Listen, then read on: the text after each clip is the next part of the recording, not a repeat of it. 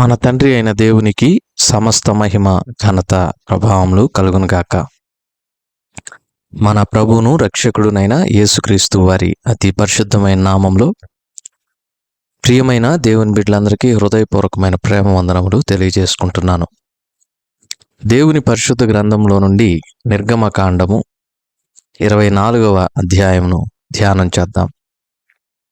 మొదటి 2 వచనములను చదువుకుందాం. మరియు ఆయన మోషేతో ఇట్లనెను, నీవును అహరోనును నాదాబును అబీహును ఇశ్రాయేలీల పెద్దలలో 70 మందియు యెహోవా యొద్దకు ఎక్కి వచ్చి దూరమున సాగిలపడుడి.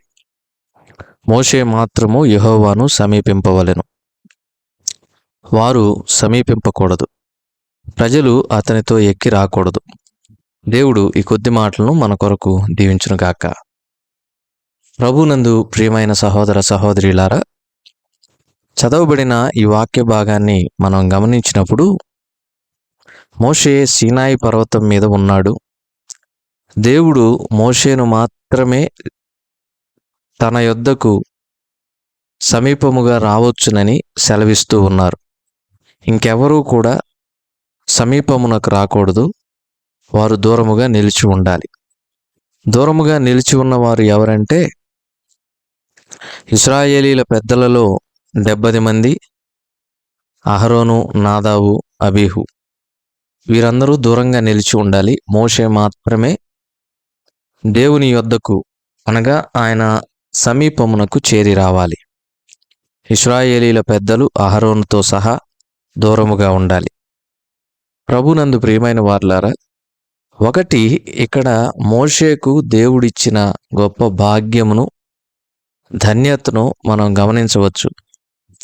దేవుని యొక్క సమీపమునకు చేరడం అనేది అత్యంత గొప్ప ఆశీర్వాదము. దేవుని యొక్క సమీపమునకు చేరి వెళ్ళినటువంటి వారు రూపాంతర అనుభవాన్ని పొందుతారు. దేవునిని సమీపించినటువంటి వారు ఆయన శ్రేష్టమైన వాక్కులను వింటారు. దేవునికి అత్యంత సమీపముగా ఉన్నటువంటి వారు ఆయన యొక్క హృదయమును హత్తుకొని ఉంటారు. కనుక దేవునికి సమీపముగా ఉండాలి. ఎందుకంటే ప్రభువు మనకు సమీపముగా ఉన్నాడు.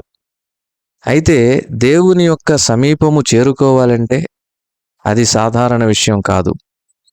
ఆయన ఎలాంటి స్థలములో ఉంటాడని దేవుని వాక్యం సెలవిస్తూ ఉందంటే, అపోస్తుడైన పౌలు తిమోతికి రాసిన మొదటి పత్రిక 6వ అధ్యాయంలో ఒక శ్రేష్టమైనటువంటి మాట ఉంటుంది. 16వ వచనం చదివితే, సమీపింపరాని తేజస్సులో ఆయన మాత్రమే వసించుచు అమరత్వము గలవాడై ఉన్నాడు. మనుష్యులలో ఎవడునూ ఆయనను చూడలేదు, ఎవడునూ చూడనేరడు. ఆయనకు ఘనతయు శాశ్వతమైన ప్రభావమును కలిగియుండునుగాక. ఆమెన్. ప్రభునందు ప్రియమైన వారలారా, దేవుని యొక్క సమీపమునకు చేరి వచ్చేటటువంటి వారు ఎవరూ లేరు. ఆయనను సమీపించగలిగిన వారు ఎవరూ లేరు. ఆయన సమీపమునకు చేరి వచ్చి ఆయనను చూచి బ్రతికి ఉండేటటువంటి వారు కూడా ఎవరూ లేరు. మరి అలాంటిది మోషే దేవుని యొక్క సమీపమునకు చేరి వెళ్ళేటటువంటి భాగ్యమును, ధన్యతను పొందుకున్నాడు. నిజంగా ప్రభునందు ప్రియమైన వారలారా, దేవునికి దూరస్తులుగా ఉన్నటువంటి వారు అనేకులు ఉన్నారు. వారికి నిత్య నరకాగ్ని గుండమే అంతం.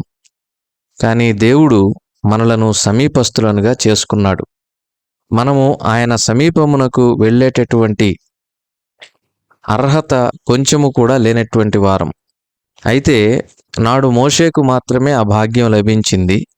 అయితే నేడు చూడండి, మనమందరం ఏమయ్యామంటే ఎఫెసీ పత్రిక 2:17, మరియు ఆయన వచ్చి దూరస్తులైన మీకును సమీపస్తులైన వారికిని సమాధాన సువార్తను ప్రకటించెను. ఆయన ద్వారానే మనము ఉభయులము ఒక్క ఆత్మయందు తండ్రి సన్నిధికి చేరగలిగి ఉన్నాము. కాబట్టి మీరిక మీదట పరజనులను పరదేశులనై ఉండక పరిశుద్ధులతో ఏక పట్టణస్థులను దేవుని ఇంటివారునై ఉన్నారు. ఇది ఎంత శ్రేష్టమైనటువంటి మాట ఒకసారి ఆలోచన చేయండి. ఇంకొక మాట కూడా ఎఫెసీ 2:13, అయినను మునుపు దూరస్తులైన మీరు ఇప్పుడు క్రీస్తు యేసునందు క్రీస్తు రక్తము వలన సమీపస్తులై ఉన్నారు. ప్రభునందు ప్రియమైన వారలారా, సినాయి పర్వతం మీద అహరోను మరియు ఇశ్రాయేలీల సమాజములో 70 మంది పెద్దలు ఉన్నారు. వీరెవరినీ కాదని దేవుడు మోషేను మాత్రమే తన సమీపమునకు చేరి రావాలని ఆజ్ఞాపించారు. మరి అలాంటి వ్యత్యాసము ప్రభువైన యేసుక్రీస్తు వారి ద్వారా సంపూర్ణంగా తీసివేయబడి ఇప్పుడు మనము కూడా దేవుని సన్నిధికి సమీపముగా వెళ్ళేటటువంటి అర్హతను పొందుకున్నాం. ఇది మన క్రియల వలన మనకు లభించింది కాదు, మన జ్ఞానం వలన మనకు లభించింది కాదు, దేవుని యొక్క అమూల్యమైన కృప వలన లభించింది. మన ప్రభువైన యేసుక్రీస్తు వారి యొక్క ప్రాణత్యాగం వలన లభించింది. కనుక దేవుని సన్నిధిని సమీపించడం అనేది ఎంత ధన్యతో చూడండి. అహరోను వంటి వారే దూరంగా నిలబడ్డారు, పెద్దలు దూరంగా నిలబడ్డారు. అంత మాత్రమే కాకుండా ఆయన సన్నిధికి ఎవరైనా సమీపించి ఆయన గనక చూడాలనుకుంటే వారు బ్రతకరని దేవుని వాక్యంలో రాయబడింది. మరి దేవుని సన్నిధికి మనం ఎంత సమీపస్తులంగా చేరి రాగలుగుతూ ఉన్నామో చూడండి. ఆయన సన్నిధిని సమీపిస్తున్నామంటే గనక అది ప్రభు కృప మాత్రమే. ఇక్కడ కొన్ని శ్రేష్టమైనటువంటి విషయాలు ఉన్నాయి, వాటిని మనం ధ్యానం చేద్దాం. 8వ వచనం, నిర్గమాకాండం 24వ అధ్యాయం. అప్పుడు మోషే రక్తమును తీసుకుని ప్రజల మీద ప్రోక్షించి, ఇదిగో ఈ సంగతులన్నిటి విషయమై యెహోవా మీతో చేసిన నిబంధన రక్తము ఇదే అని చెప్పాను. నిజమే, నిబంధన రక్తము అనేటటువంటి మాటను ఇక్కడ మనం చూస్తూ ఉన్నాం. ఎందుకు ఈ నిబంధన రక్తం అంటే, దేవుడు ఆజ్ఞాపించినటువంటి ఆజ్ఞలను, విధులను మీరు గైకొనాలి అని చెప్పినప్పుడు ఇశ్రాయేలీల సర్వ సమాజం ముక్త కంఠంతో దేవుని యొక్క ఆజ్ఞలను, విధులను మేమందరము గైకొంటాము అని చెప్పి బిగ్గరగా చెప్పడం జరిగింది. అయితే ఇశ్రాయేలీలు దేవుని ఆజ్ఞలను పాటిస్తాము అనేదానికి ఒప్పుకున్నారు, దేవునితో నిబంధన చేసుకున్నారు అనేదానికి గుర్తుగా ఈ నిబంధన రక్తం ఉంటూ ఉంది. ప్రభునందు ప్రియమైన వారలారా, మన కొరకై కలువరి శిలువలో మన ప్రభువు కార్చిన రక్తం నిబంధన రక్తం. దేవుడు మానవునికి ఇచ్చిన నిబంధన ఏంటంటే క్రొత్త నిబంధన. ఈ క్రొత్త నిబంధన ఏం చేస్తుంది? పాత నిబంధనలోని బలుల పర్వాన్ని సంపూర్ణంగా ముగించి, దేవాతి దేవుడే యేసుక్రీస్తు ప్రభువారే తన్ను తానుగా బలిగా అర్పించుకొని మానవాళి యొక్క సర్వ పాపములను పరిహరించి మనలను పాపముల నుండి విమోచించారు.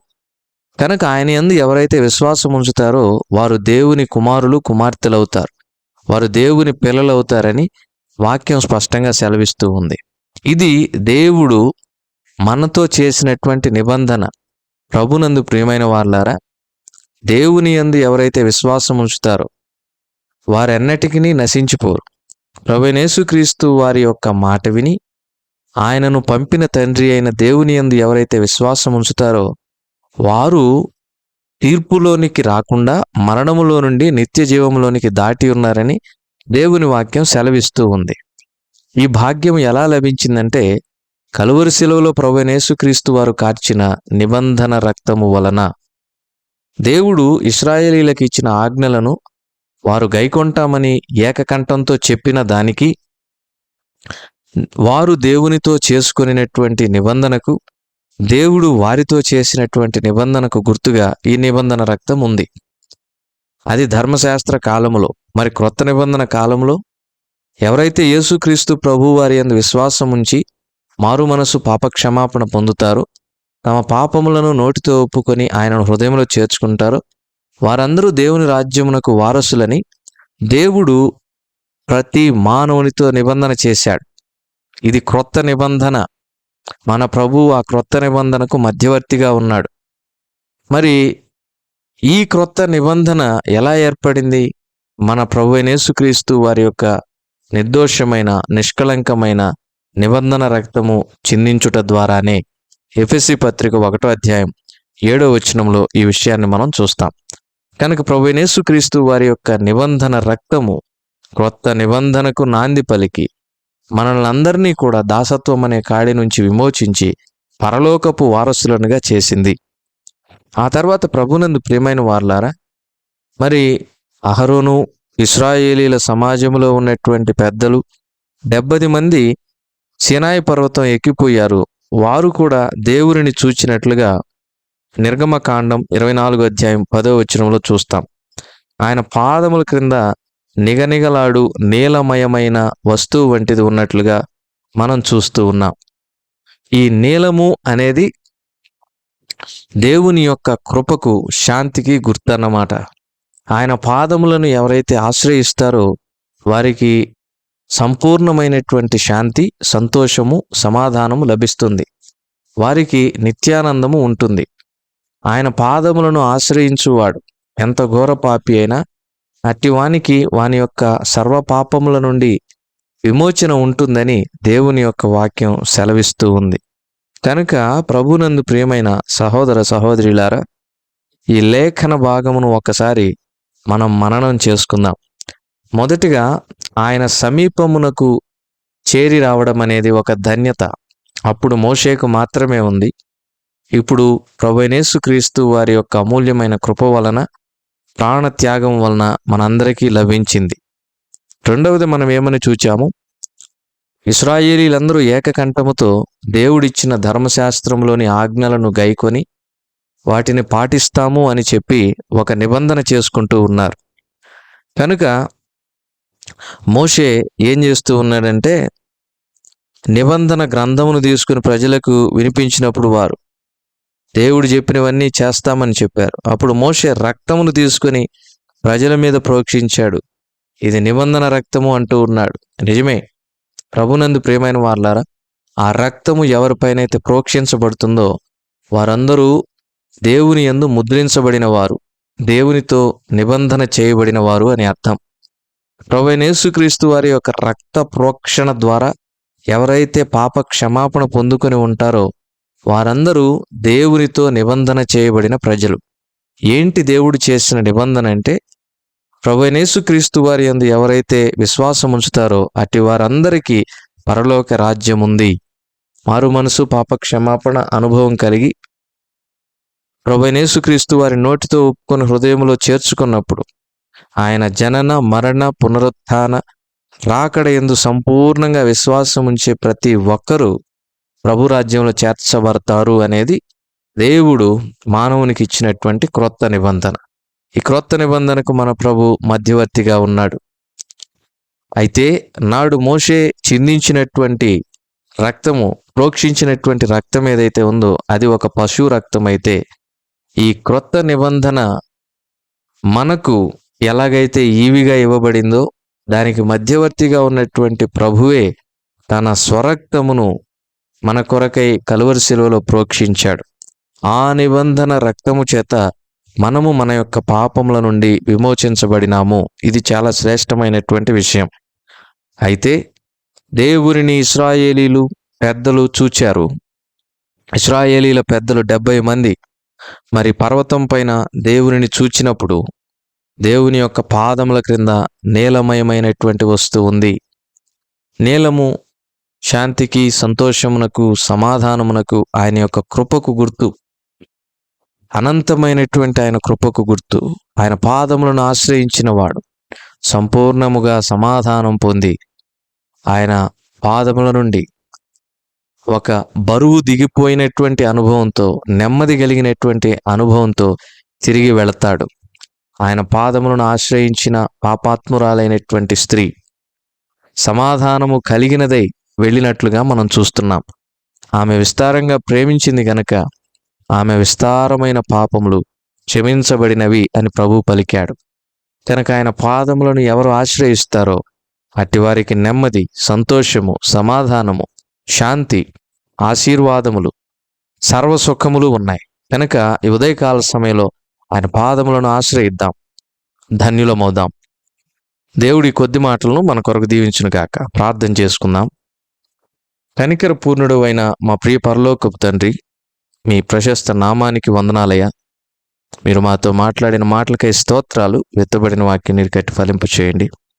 ఆలకించిన మా ప్రియ సహోదర సహోదరులను పేరు పేరున ఆశీర్వదించి ఈ దినమంతటి కొరకు మమ్మల్ని సిద్ధపరచమని మా రక్షకుడైన యేసుక్రీస్తు వారి అమూల్యమైన నామంలో ప్రార్థించి బ్రతిమలాడి అడిగి వేడుకొంచున్నాము తండ్రి.